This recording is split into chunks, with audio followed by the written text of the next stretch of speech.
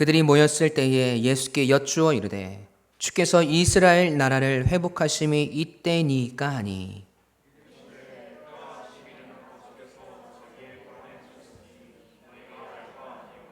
오직 성령이 너희에게 임하시면 너희가 권능을 받고 예루살렘과 온 유대와 사마리아와 땅 끝까지 이르러 내 증인이 되리라 하시니라.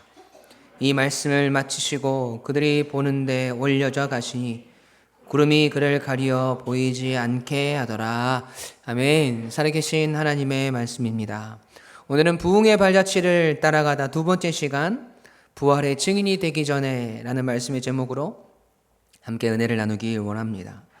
우리가 지난 시간 사도행전을 시작하면서 누가복음에서는 거리가 있었고 이 각하라는 경칭까지 사용하였던 이 누가와 데오빌로와의 관계가 사도행전에 와서는 이 복음으로 인해서 이제 형제가 되어진, 가족이 되어진 모습을 우리가 보게 되었죠.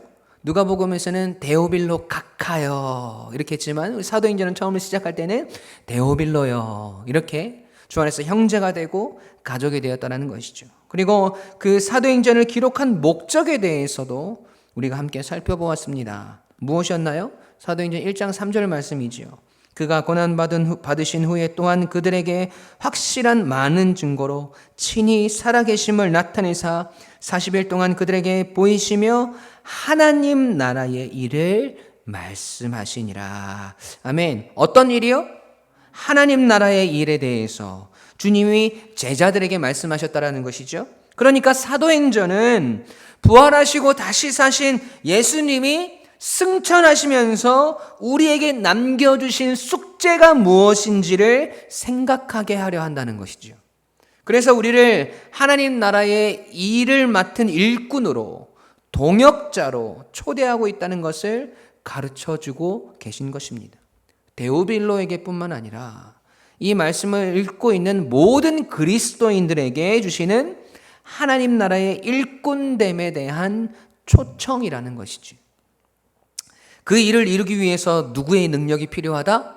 성령의 능력이 필요하다는 겁니다. 그래서 주님이 사도들에게 약속하신 성령을 기다리라고 말씀하십니다. 네, 그 말씀을 듣고 제자들의 반응은 어땠을까요? 그리고 그 말씀을 들은 제자들의 질문에 대한 예수님의 해답은 무엇이었을까요? 또한 오늘 우리가 어떤 하나님 나라의 일꾼의 모습으로 또 주님께서 말씀하시는 부활의 증인으로 어떻게 서 있을 수 있는지 함께 말씀을 통해서 깨닫게 되시길 간절히 축원합니다. 아멘. 첫 번째로 우리는 순수성을 가지고 주님을 따르는 제자가 되어야 합니다. 함께 읽어볼까요? 시작.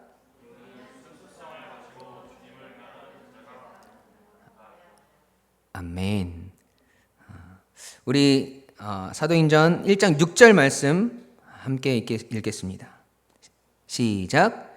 그들이 모였을 때에 예수께 여쭈어 이르되 주께서 이스라엘 나라를 회복하심이 이때니까 하니. 아멘. 여러분, 너희가 하나님 나라의 일꾼으로 그 모든 일을 감당하기 위해서 너희가 약속하신 성령을 기다려야 한다라고 예수님께서 말씀하셨죠.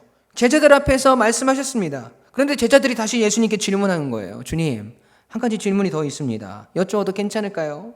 주님께서 이스라엘 나라를 회복하심이 이때입니까? 지금 주님께서 이스라엘 나라를 회복하실 겁니까? 라고 묻고 있습니다.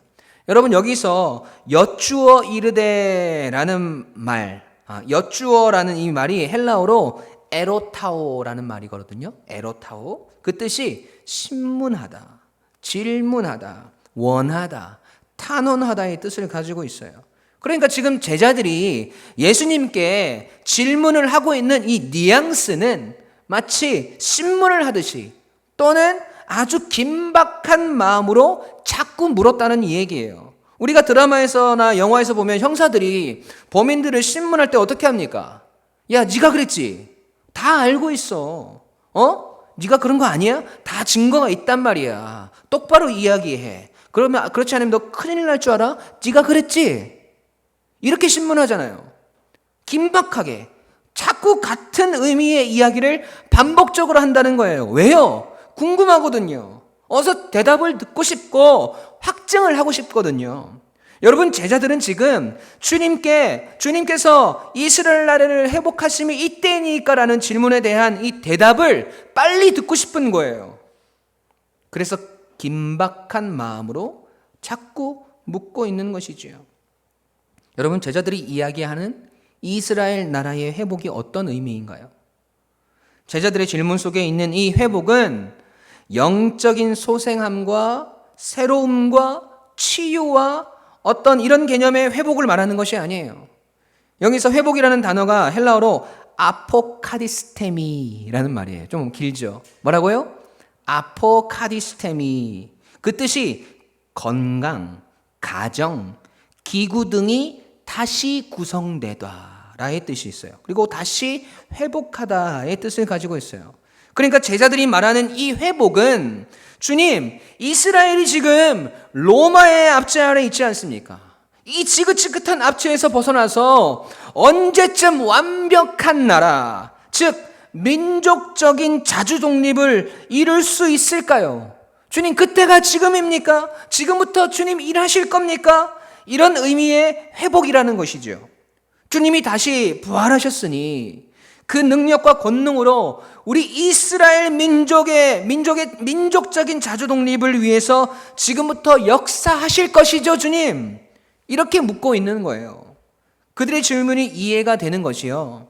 이스라엘 백성들은 이 구약 시대, 이 솔로몬 이후부터 나라가 둘로 쪼개지고 이방 국가에 의해서 나라가 망하여져서 거의 600년이라는 긴 시간 동안 이 자주적인 주권을 가지고 독립국가로서의 행세를 한 세월이 별로 없어요.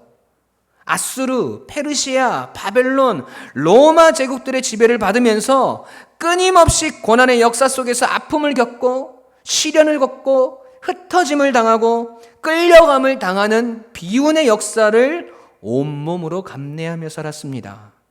그래서 그들의 가슴 속에는 이 채증 같은 역사의 응어리가 늘 있었던 거예요.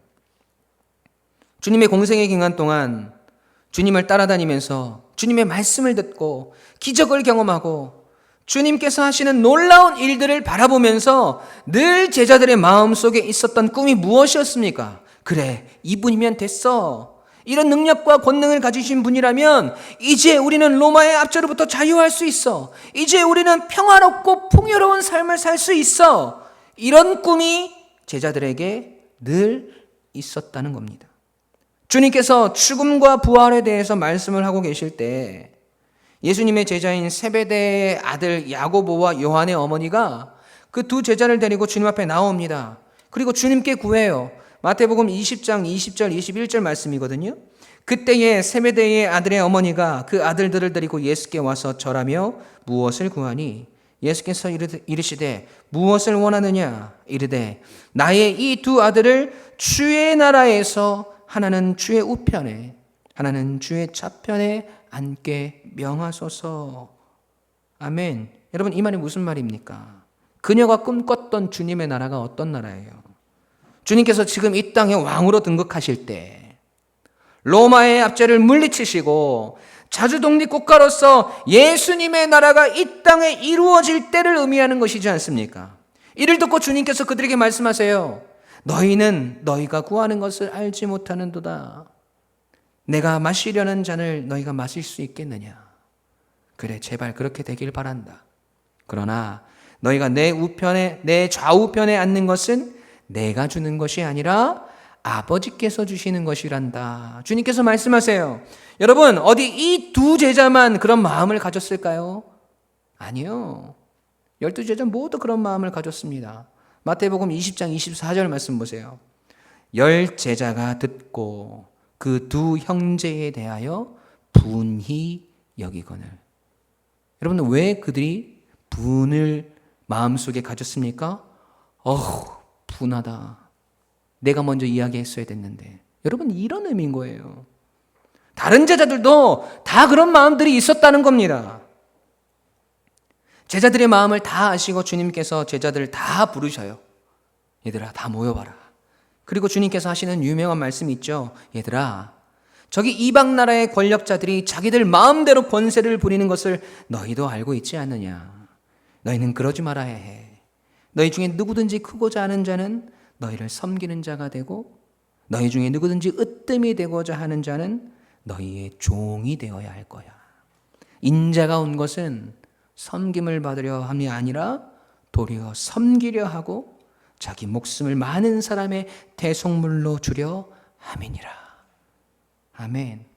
주님은 지금 이 땅에 오신 목적과 이유에 대해서 말씀하시고, 주님이 꿈꾸시는 하나님의 나라에 대해서 말씀하시는 거잖아요. 섬김의 종으로 오신 주님을 따라 이 땅을 섬기는 자로 살아가고 종으로 살아갈 때 하나님의 나라가 그 섬김과 순종을 통해서 확장되고 확증되고 이루어지는 것이지 않습니까? 주님의 사랑의 메시지인 복음이 그 섬김을 통해서 이 땅에 증거되는 것이지 않습니까? 여러분, 오늘 우리의 신앙을 점검해 봐야 합니다. 여러분은 왜 주님을 따르고 계신가요? 우리가 혹시 제자들과 같은 오해를 하면서 주님을 따르고 있지는 않습니까? 죄송하지만 지금 얼마든지 지금 우리 속에서 벌어질 수 있는 문제라는 겁니다.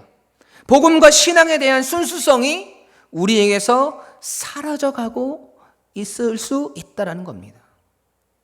주일마다 예배에 참석을 하고 하나님께 나아오고 십자가를 목말라 하고 그 목마름과 갈증 때문에 주님 앞에 나오는 그 이면 속에 과연 순수함 그대로 성경에서 말하고자 하는 의도를 가지고 나아오고 계시는지 한번 여러분의 신앙을 점검해 보십시오.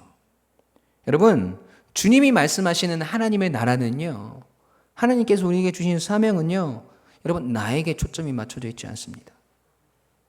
나의 겸손을 통하여서, 나의 섬김을 통하여서, 나의 죽음을 통하여서 다른 사람이 사는 것입니다. 그들에게 복음이 증거되고 그들이 하나님을 알게 되고 믿게 되고 죄인 되었던 자들이 다시 하나님의 품으로 돌아오는 그 역사가 하나님 나라의 일들인데, 우리는 그 하나님 나라의 일들이 지금 내 속에서만 이루어지길 원하고 있는지도 모릅니다. 지금 내 삶의 어떤 절실함, 내 삶의 필요, 절박함, 자기의 안타까움, 자기의 목마름을 위해서만 하나님께 나아가고 있다는 것입니다. 여러분, 우리가 제자들과 다른 점이 무엇인가요? 우리의 회복이 중요하지 않다는 말이 아니에요. 네, 여러분은 회복되셔야죠. 우리의 믿음이 회복되고 하나님을 향한 우리의 사랑이 회복되고 상처받은 마음이 치유되셔야죠. 그런데 그것이 우리 신앙생활의 전부가 되어서는 안 된다는 것입니다. 그게 전부가 아니라는 거예요. 주님은 분명히 하나님 나라의 일꾼으로 우리를 초청하셨다는 사실을 잊으시면 안 됩니다. 그러면 그 일을 우리가 반드시 감당해야 하는 거겠죠. 복음 전파를 위해서, 그 복음이 증거되고 전파되는 교회를 위해서, 그것도 아주 적극적으로, 능동적으로, 또 기쁨으로 감당해야 하겠죠. 그런데 여러분, 이런 신앙인들이 많이 있어요. 자기의 문제와 아픔과 상처의 회복을 위해서는 주님께 정말 눈물을 흘리며 간구하고 간절함으로 목숨을 걸고 그렇게 나아가는데, 우리 주변에 아파하고 힘들어하는 사람들을 돕자고 하면 여러분, 그들에게 별로 관심이 없습니다. 나 힘든 것 때문에 밤낮으로 하나님께 매달리는데 아직도 주님의 이름도 들어보지 못하고 죽어가는 사람들 살리자고, 선교하자고, 헌신하자고, 교회를 세우자고 하면 부담스럽다고 교회를 떠나버립니다. 내가 하나님께 지혜를 얻기 위해서 날마다 말씀을 묵상하고 또 내 삶과 내 가정이 형통하고 잘 되기 위해서 열심히 기도하는데, 교회 잘 되기 위해서, 교회를 위해서 좀 헌신하라고 하면 손사래를 치면서 나는 아직 너무 부족하다고, 아직 준비가 안 되었다고, 시간이 부족하다고 하면서 여러분 뒤로 물러납니다. 사랑하는 유광침례교회 가족 여러분, 우리는 이런 신앙에서 벗어나야 합니다. 우리를 살린 그 복음의 본질을 여러분 잊어서는 안 돼요. 우리에게 주신 하나님 나라의 일들을 뒤로 한 채 나의 삶 가운데 제자들처럼 자유와 풍요로움과 평화가 임하기만을 바라서는 안 된다는 것입니다. 오늘 여러분 자신에게 다시 한번 질문해 보시기 바랍니다. 나는 왜 주님을 따르는가? 하나님을 향한 나의 간절함은 누구를 향해 있는가? 하나님 나라의 일을 위해서 나는 과연 어떤 삶을 살아가고 있는가? 여러분, 그 질문들 속에서 주님께서 주시는 신앙의 순수성과 복음의 본질을 다시 한번 깨닫게 되고 주님이 원하시는 하나님 나라의 일꾼으로 참되게 살아가시는 여러분이 되시길 주님의 이름으로 간절히 축원합니다. 아멘. 두 번째로 우리는 증인이 되기 전에 성령의 권능을 먼저 받아야 합니다. 우리 함께 읽어볼까요? 시작.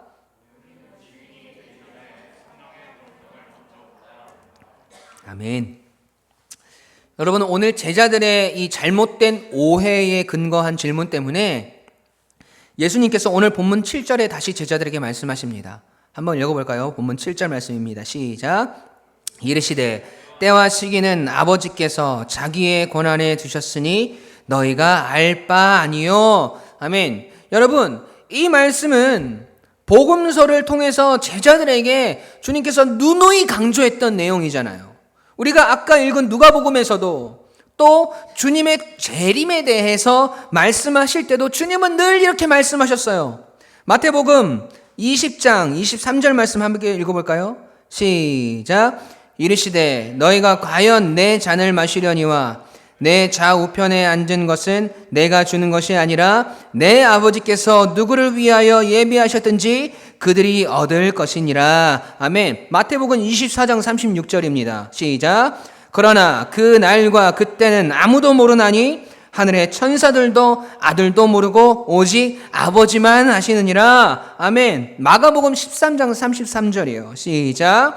주의하라, 깨어있으라. 그때가 언제인지 알지 못함이라. 아멘.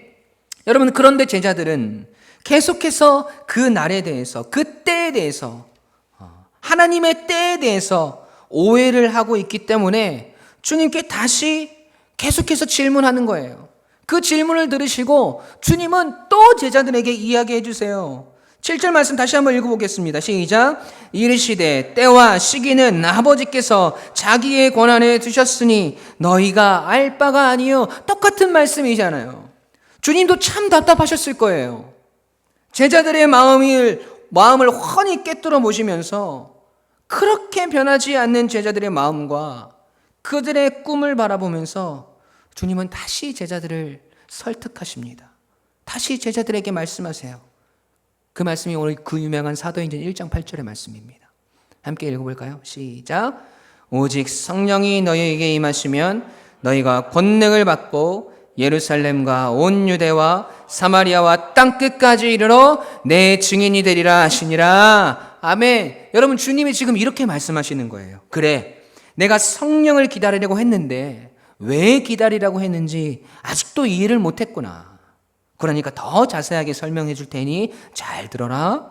너희가 왜 성령을 받아야 하고 왜 성령에 충만해야 하냐면 너희에게 성령이 임할 때 너희가 성령으로부터 권능을 받게 될 거야.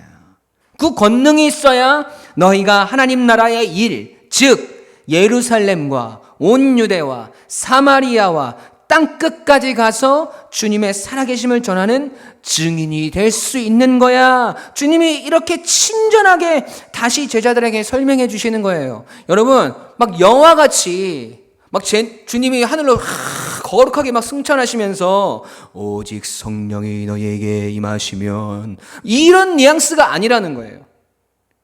주님이 이 말씀을 하시고 승천을 하시거든요.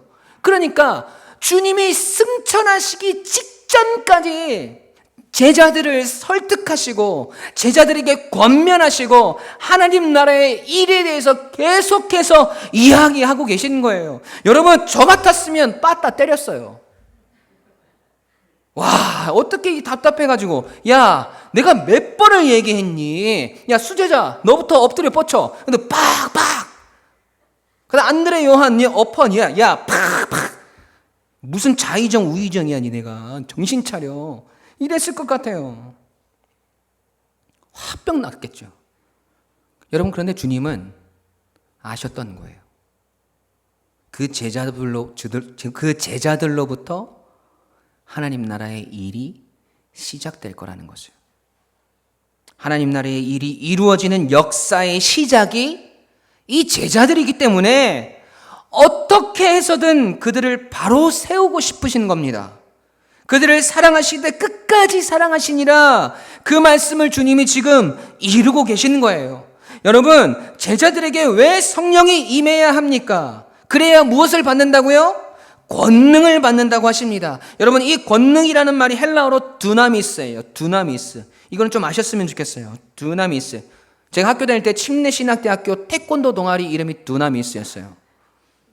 강력한 힘, 능력, 놀라운 일이라는 뜻이 있어요. 여러분, 이 두나미스에서 나온 영어 단어가 다이너마이트거든요. 그러니까 이 두나미스라는 말은 몇천 킬로짜리 폭탄이 쾅 하고 터지는 위력을 말합니다. 성령이 임하시면 모든 것의 옛것이 순식간에 파괴되고 거기에 새로운 역사가 나타난다는 거예요. 제자들이 가지고 있었던 예수님에 대한 오해, 하나님 나라에 대한 오해들이 한 방에 폭탄 터지듯이 파괴되고 하나님 나라의 일꾼으로 그들이 바로 서고 능력을 행하기 위해서 성령의 능력과 다이너마이트 같은 권능이 반드시 필요하다는 것입니다. 그래서 성령이 임한 사람은, 또 성령이 임한 교회는 역동성 있고 살아있는 것이죠. 주님이 무엇이 살아있습니까? 예수 그리스도가 살아있습니다. 그 사람을 통해서, 그 교회를 통해서 예수 그리스도의 살아계심이 보여지는 거예요. 왜? 우리는 다 파괴됐으니까. 성령의 폭탄으로 우리의 옛사람은 다 죽어졌으니까 주님만 드러나는 겁니다. 예수님이 초라한 모습으로 여러분 세상에 보여지는 것이 아니라 이 세상을 가득 채우시고 통치하시는 분으로 보여진다는 겁니다. 여러분, 그런 주님을 증거하는 증인된 우리가 세상에 초라하고 보잘것없는 모습이 아니라, 비록 정말 우리의 상황과 환경과 여건이 초라하고 불쌍할지라도 성령이 임하고 권능이 임한 우리의 삶은 감히 이 세상이 비관하거나 손가락질할 수 없는, 오히려 우러러보고 존경하게 되고 그 능력을 주시는 분이 누구이신지 확인하게 된다는 것입니다. 누구나 인정할 만한 그리스도인이 된다는 거예요. 여러분, 이 얼마나 멋지고 폼나는 일입니까? 나의 인생은 초라함 그 자체인데, 나의 인생은 아픔을 빼놓고는 말할 것이 없는 기구한 삶인데, 내 인생을 통해서 나의 초라함이 아니라, 나의 아픔이 아니라 하나님의 영광이, 성령의 역사가, 주님 주시는 기쁨이 드러난다면 여러분, 이것보다 더 행복한 것이 어디 있습니까? 여러분, 이거 억만금을 주어도 하나님 주시는 이 권능은 살 수 없는 거예요. 성령 충만하지 못한 삶은 자기 인간적인 애씀으로, 능력으로 신앙생활하면서 여러분 얼마든지 폼 잡을 수 있습니다. 폼나게 보여질 수 있어요. 그런 척도 할 수 있습니다. 또 오래 교회 다니다 보면 들은 것들도 많고 하니까 대충 흉내내면서 살 수 있어요. 그러나 자기 의지, 자기 힘이 다 빠져버리면 거기서 그냥 주저앉아버리고 끝나버리는 겁니다. 우리가 사도행전 1장 8절 말씀을 묵상하면서 뭐라고 고백합니까? 많은 설교자들이 뭐라고 이야기해요? 그래, 주님의 부활의 증인으로 살아야지. 나는 부활의 증인으로 살아가겠습니다. 여러분, 증인된 삶을 사십시오. 이렇게 말하고 다짐합니다. 그런데 왜 작심 3일 만에 우리가 무너지나요? 왜 우리가 주님의 부활의 증인으로서 삶을 살아가지 못하는 것일까요? 여러분, 답은 뻔하잖아요. 우리에게 성령의 권능이 없기 때문입니다. 얼마든지 증인인 척하면서 살 수 있다니까요. 여러분, 우리의 노력으로, 우리의 의지로 사람들에게 우리의 모습 다 숨기고 주님의 증인인 것처럼 연기하면서 살 수 있습니다. 그런데 왜 오래 못 갑니까? 여러분, 우리가 증인이 되려면 증인된 우리가 무엇을 해야 할까를 먼저 생각하는 것이 아니라 증인이 되려면 무엇이 내게 필요한가를 먼저 생각해야 한다는 것입니다. 다시 한번요. 여러분, 우리가 주님의 증인된 삶을 살아가려면 증인된 우리가 무엇을 해야 할까를 먼저 생각하는 것이 아니라 증인이 되려면 내게 무엇이 필요한가를 먼저 생각해야 한다는 거예요. 지금 주님이 제자들에게 그거 알려주시는 거예요. 성령의 충만함을 받고 권능을 받은 사람들은요, 여러분, 접근 자체가 다릅니다. 내 힘으로 하는 것이 아니거든요. 성령께서 그 권능으로 우리에게 날개를 달아주시는 겁니다. 그래서 우리가 증인으로 살아가려고 애를 쓰기 이전에 반드시 선행되어져야 하는 일들이 바로 성령을 간구하고 권능을 받아야 하는 것입니다. 여러분, 교회의 부흥이요, 우리가 2022년도 우리 교회의 표처럼 우리가 다시 부흥을 이루는 거예요. 여러분, 그거 숫자적인 것들로 우리가 접근을 하면, 이 세상적인 것들로 접근하면 얼마든지 여러분 우리 부흥 이루어낼 수 있습니다. 얼마든지 그 부흥을 흉내낼 수 있고 보여질 수 있어요. 교회 예배 한번 참석할 때마다 50만 원씩 여러분에게 드리겠습니다 라고 해보세요. 한 달 만에 5,000명으로 부흥하는 역사가 일어날걸요. 그런데 이번 주부터 그거 안 드립니다 하면 한 주 만에 그 5,000명이 떠나가는 기적이 일어나는 거예요. 왜 그렇게 됩니까? 그들에게 변화가 없기 때문이죠. 교회에는 오지만 여전히 세상적인 것들로 시작을 했고 세상적인 것들로 이루어졌고 세상적인 것들로 가득 차 있기 때문입니다. 여러분, 우리가 꿈꾸는 부흥은 우리가 또 우리 교회가 성령 충만함을 받고 권능을 받아서 그 힘과 능력으로 이 세상에 주님의 복음을 전하고 그들을 그리스도의 제자로 성장시켜서 나아갈 때 이루어질 수 있는 성령의 역사입니다. 여러분, 믿으세요? 그래서 부흥을 하기 위해서는, 하나님께서 원하시는 부흥을 우리 유광교회가 이루기 위해서는 우리가 성령의 충만함을 받고 권능을 받아야 한다는 거예요. 그럴 때 변화가 일어나는 겁니다. 여러분, 그 부흥이 변화인 거예요.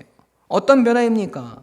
그리스도를 모르던 인생이 그리스도를 알게 되고 죄의 노예되었던 사람이 십자가 아래서 주님께 붙들림 받은 인생이 되고 이 세상의 지배를 받으며 살아가던 사람들이 성령의 지배를 받는 인생이 되는 일, 여러분, 이 일이 사도행전에서 주시는 하나님의 말씀이지 않습니까? 하나님 나라의 일이지 않습니까? 그 하나님 나라의 일을 통해서 교회는 부흥을 이루어가는 줄로 믿습니다. 사랑하는 유광침례교회 가족 여러분, 여러분께 질문 드릴게요. 여러분은 부활의 증인으로 이 땅을 살아가고 계십니까? 다시 한번. 설교가 너무 셌나 봐요. 아무도 아멘을 안 하시네. 네. 여러분은 부활의 증인으로 이 땅을 살아가고 계십니까? 여러분, 그렇다면 여러분에게 성령님이 임하셨습니까? 성령님이 주시는 권능으로 여러분 이 땅을 살아가고 계십니까? 여러분, 내가 성경을 한 절 읽어도, 찬송을 한번 불러도, 예배를 한번 드리더라도 과연 성령님께 붙잡혀 있는가를 여러분 매번 확인하셔야 합니다. 온 교회가 또 한 성도로서의 삶들이 성령께 뜨겁고 강력하게 기름 부음을 받고 있는가? 지배되고 있는가? 아니면 자기의 인간적인 애씀과 세상적인 지식들로 버무려져서 흉내만 내고 있는가? 돌아보셔야 한다는 거예요. 내 힘으로, 내 의지로, 내 결단으로 하는 거, 그것도 너무 대단한 일이고 감사한 것이죠. 여러분, 그런데 그거 거품이에요. 거품. 지금은 풍성해 보여도 시간이 지나면 다 쪼그라드는 겁니다. 금방 내 힘이 빠져버리고 내 의지가 꺾여버리고 내 결단이 무너져 버립니다. 여러분, 사탄이 그렇게 허락하지 않아요. 이 세상이 그렇게 만만한 데가 아닙니다, 여러분. 그렇기 때문에 오늘 여러분이 성령의 충만함을 받은 사람, 그 성령께서 허락하시는 권능으로 충만한 사람이 되시길 주님의 이름으로 축원합니다. 그런 사람은 모든 일에 막힘이 없어요. 모든 것이 형통한다라는 의미가 아니에요. 이 세상 사람들이 살아가며 겪게 되는 고난과 힘듦과 아픔과 상처들을 똑같이 우리가 당하지만 그 모든 일들을 감당해내고 버틸 수 있는 다이너마이트 같은 폭발적인 힘이 우리에게 주어지기 때문에 그 모든 것이 다 삼위일체 하나님이 협력하여 선을 이루실 수 있다는 확신이 있기 때문에 우리가 넉넉히 이길 수 있는 겁니다. 로마서 8장 35절 36절 말씀 함께 읽어볼까요? 시작.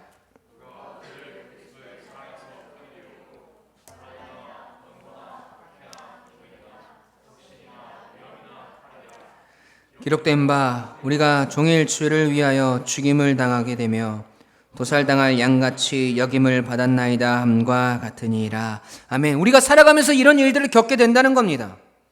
그런데 이런 일들이 우리에게 닥쳐와도 이 세상 사람들이 말하는 고난과 역경과 아픔이 우리에게 똑같이 있어져도 로마서 8장 37절 말씀, 그러나 이 모든 일에 우리를 사랑하시는 이로 말미암아 우리가 넉넉히 이기느니라. 아멘. 여러분, 우리를 사랑하시는 주님의 사랑, 그 사랑의 확증인 성령님, 그 성령님의 권능으로 말미암아 오늘도 우리가 넉넉히 이 세상을 이기게 될 것임을 확신합니다. 여러분, 말씀을 맺습니다. 여러분, 우리가 주님을 따르고 주님을 믿는 신앙의 순수성을 잃지 말아야 해요. 내 안에 주님을 향한 간절함과 절박함들이 내 속에서만 끝이 나는 인생이 아니라 나의 꿈을 위한 주님이 아니라 주님의 꿈, 하나님 나라의 일을 맡은 일꾼으로 우리를 부르셨다는 사실을 잊지 않고 하나님의 나라가 여러분의 인생을 통해서 나타나고 이루어지고 성취되어지길 간절히 소원합니다. 그리고 하나님의 나라의 일을 성취하고 이루어내기 위해서 오늘도 나의 힘과 나의 능력과 결단을 믿는 것이 아니라 그 성령 충만을 흉내내는 삶이 아니라 믿음을 흉내내고 신앙을 흉내내는 것이 아니라 하나님 나라의 일들을 진짜 이루어낼 수 있는 성령님의 권능을 간절히 사모하고 또 충만하게 받아서 하나님 나라의 일꾼으로서 그 열매를 맺는 인생, 하나님께서 착하고 충성된 종이라고 기꺼이 말씀하실 수 있는 그 인생이 여러분의 삶이 되시길 간절히 소원해요. 그래서 여러분을 통해서 우리를 그 성령으로 초대하신 하나님 아버지의 뜻이 이 땅 가운데 펼쳐지고 넉넉히 이기게 하시는 권능이 드러나며 오늘도 주님이 부활하시고 승천하심을 바라보고 다시 오심을 기다리는 증인으로 살아가시는 모든 유광침례교회 가족들이 되시길 주님의 이름으로 간절히 축원합니다. 아멘.